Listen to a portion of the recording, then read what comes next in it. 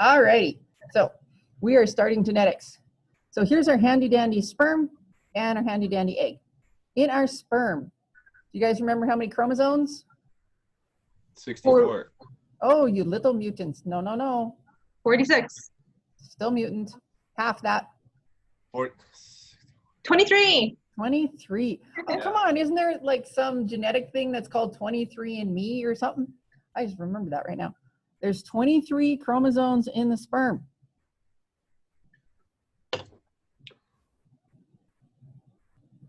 And there are how many in the egg? 23. There we go.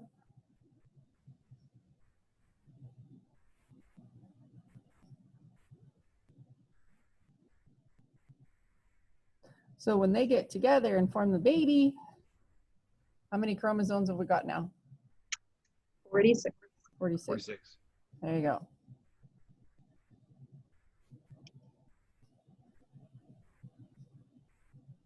Okay, remember that thing's called a zygote. When it's first fertilized, that's the fancy name for a fertilized egg. And then it becomes an embryo for the first 8 weeks, and then it's a fetus until it's born. But mostly right now, I care that has 46 chromosomes.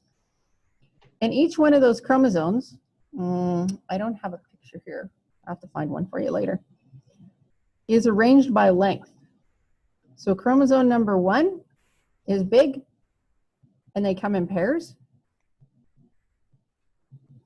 So there's chromosome number 1 from mom, chromosome number 1 from dad. And then this might be chromosome 15. It's smaller. And eventually we get to chromosome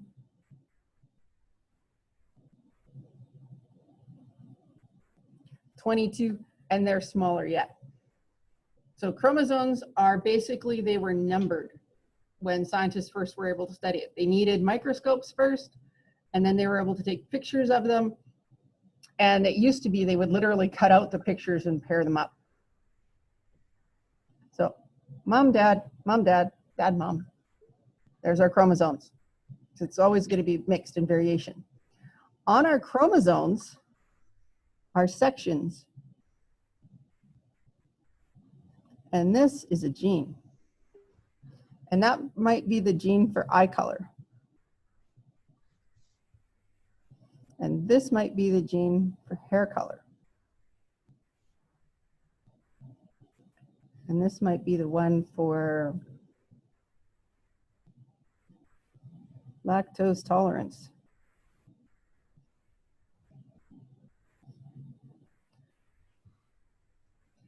Whether or not you can drink milk as an adult.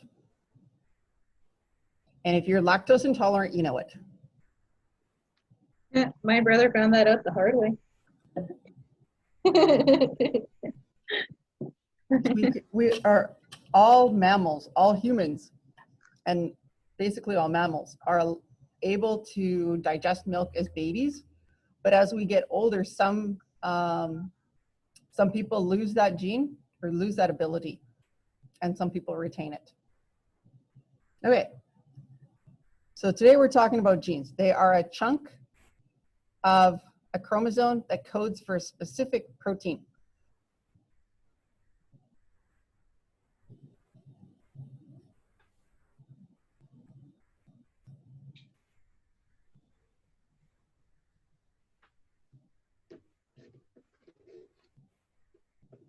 Whoops.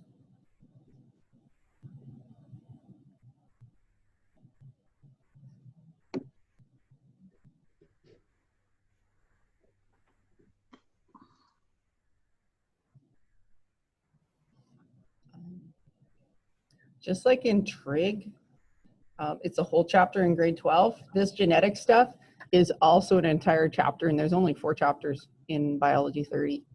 So it's huge. So the more you get here, the better it's going to be. Say 20 years ago, scientists thought humans had around 300,000 genes. They just guessed. And they said, yeah, that seems like, all the proteins we need to make. Well, then they did, I think it was the late 90s, something called the Human Genome Project, where they actually coded all the genes on one person. And they found out we only have 30,000, so 1/10 as much. And that kind of freaked him out. But part of that, and don't bother writing this.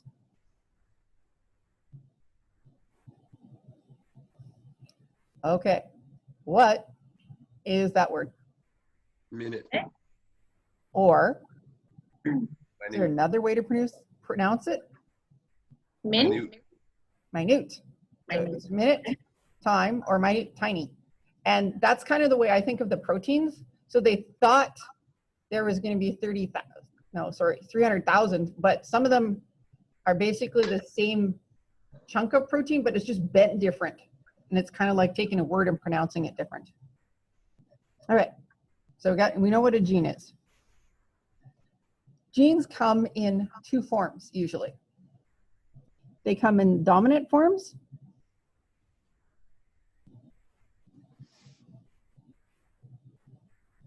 and, excuse me, do either of you know the opposite of the dominant gene? Missive. Woo!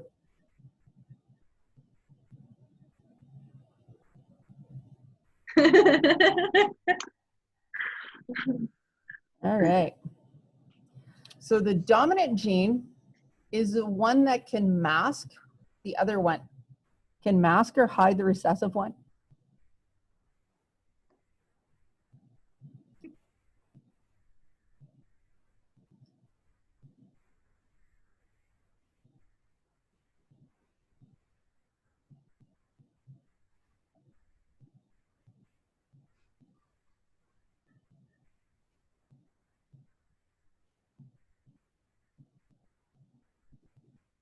And the recessive ones are the ones that can be hidden.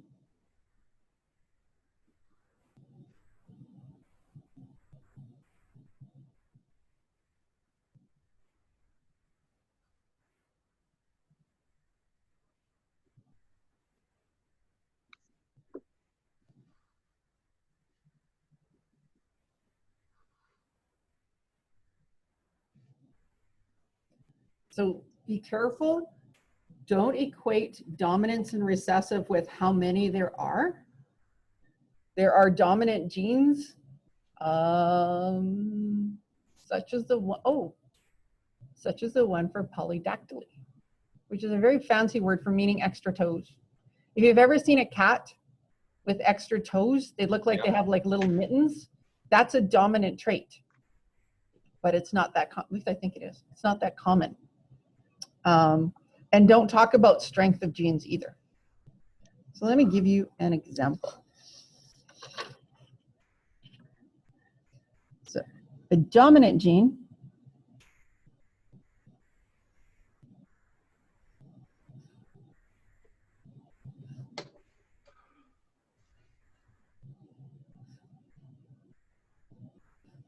is brown hair. Brown hair is dominant over almost all the other hair colors. And somewhere along the way, some smart scientist said, you know, let's use a capital letter, and it's always a capital letter for the dominant gene. Okay. So recessive gene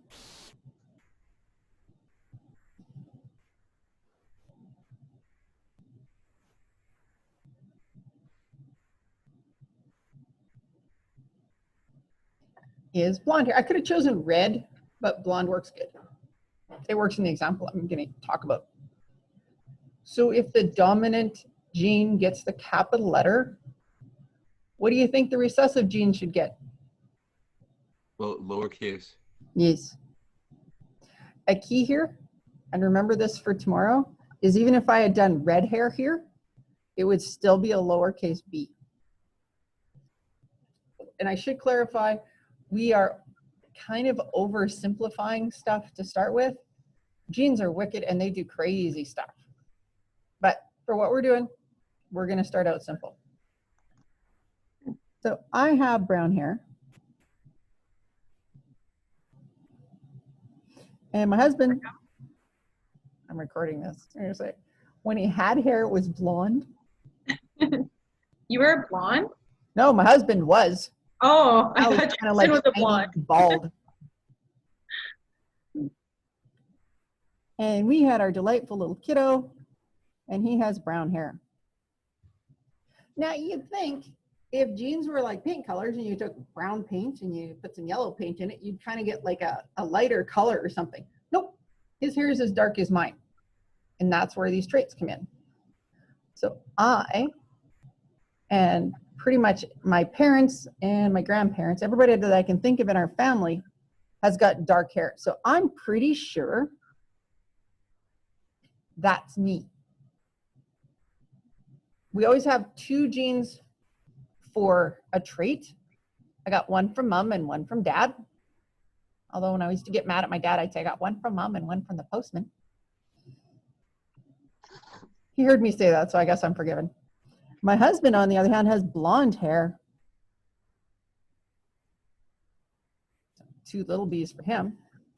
So what did Eric get? This is my kiddo. Capital B and small b. You got a big B from me and a little B from dad. So, and he still has brown hair. So this, I am a purebred for brown hair. My husband was a purebred.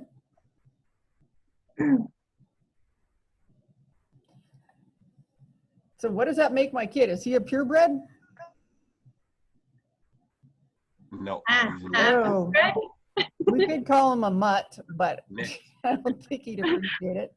The fancy word, the sciencey word, or one of the sciencey words, is a hybrid. Just like you see those cars now, like a Prius, Toyota Prius, they're called hybrids because they can run on electrical or gas. There's hybrid everything's now. I just had that moment of, hey, right now, officially, we're doing hybrid learning because we're online and at class. Purebred, hybrid, purebred.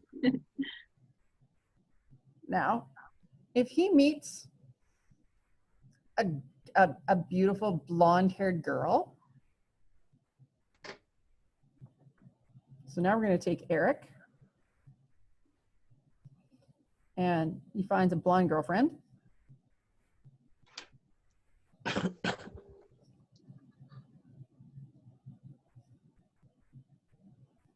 And they decide to have babies.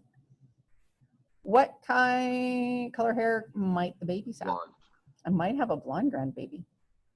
Oh, Karma, I'm just kidding. I don't want grandbabies yet.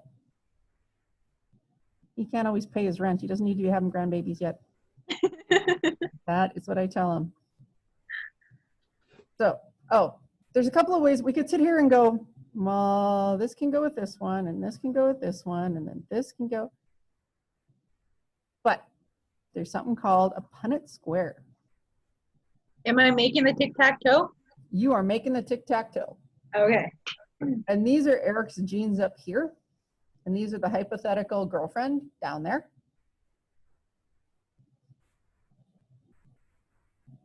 And then it's like a multiplication table, except you just write them in the boxes. So in that box goes big B and little b. What do you think goes in here? This one. Little b, little b. Nice. Keep going. About this one down here. Little b with big B? Yes. But habit is, sorry, I'll move that up, that we always write the capital one first because it's dominant and more, Oh, it masks the other one. I was about to say more important, but that's not right. And the last one is going to be 2 little b's. So my hypothetical grandchildren, not a phrase I think I ever expected to say, blonde and brown. So there's about a 50-50 chance if he finds himself a cute little blonde-haired girl out in Vancouver, there's a 50-50 chance that I will have brown-haired grandchildren, or blonde or brown. Now, that's not saying that they can produce a slew of 10 children with brown hair, or they might have 10 children with blonde hair. But So later on, would we like with the genes and stuff? Like one of my friends, like she's she looks native. Her boyfriend's native, but her great grandmother was a ginger. She had red hair, green eyes, white skin. nice. And then for generations, no other kids came out except hers. Her 3 kids are all red hair, green eyes, and very fair skin. And the dad kind of assumed that she was cheating on her or cheating on him. Got DNA tests done and everything, and it's his kids. And she didn't know that until like recently. So, and I told her that, hey, I'm going to be learning about genes. So if I find out some things, I'll let you know. So how did that play out for that? Well, it was kind of the magic of genetics. Yeah. But basically, so red hair is recessive. It can be one that can hide for many generations. Oh, So this is my theory, and it's not perfect, but possibly somewhere in his background, maybe there was someone else with red hair. oh, okay. So, but it's pretty rare. So it didn't show up until they magically got together, and the egg she had the red hair gene, and the sperm he had both had the red hair gene, and then it showed up in the kids. Oh, okay. Because it's kind of funky seeing them together. Like it's so cute, but it's like her 3 kids are like all red hair, very fair, and really bright green eyes, and it's like, oh my goodness. It's cute, but at the same time, it's kind of to me, it's just kind of weird at the same time. The same thing with, just 2 people who've got brown eyes, and then baby shows up with blue eyes. It's their sod is like, where'd that come from? But it's recessive. I've also heard students tell me about, well, I'm really dark skinned and my partner's really dark skinned, and our kid is so fair. How did that one work? It's genetics. And I'll explain the skin one because I know it better than I know actually the red hair and the green eyes and things like that. There's actually 8 different genes that control your skin color. And the more that get turned on, the more that have the dominant version of it, the darker your skin tone's going to be. So even if you have a fairly dark skin tone, there's going to be some lighter genes in there. So if baby just happens to get mostly light genes from mom and mostly light genes from dad, then they're going to turn out being really fair. Oh, okay. That's like my nieces are salt and pepper. One's dark and one's light. Yeah, it's sandy blonde hair, brown hair, hazel eyes, brown eyes. Yeah. It's pretty cool. Yeah, I call them salt and pepper because they're salt and pepper. All right. Well, I just checked the time, guys, and I got to get going. So I will see you tomorrow, and we will talk more about genes and more about trig. All right, sounds good. Awesome. Have a good All right. evening. You too. Do some work.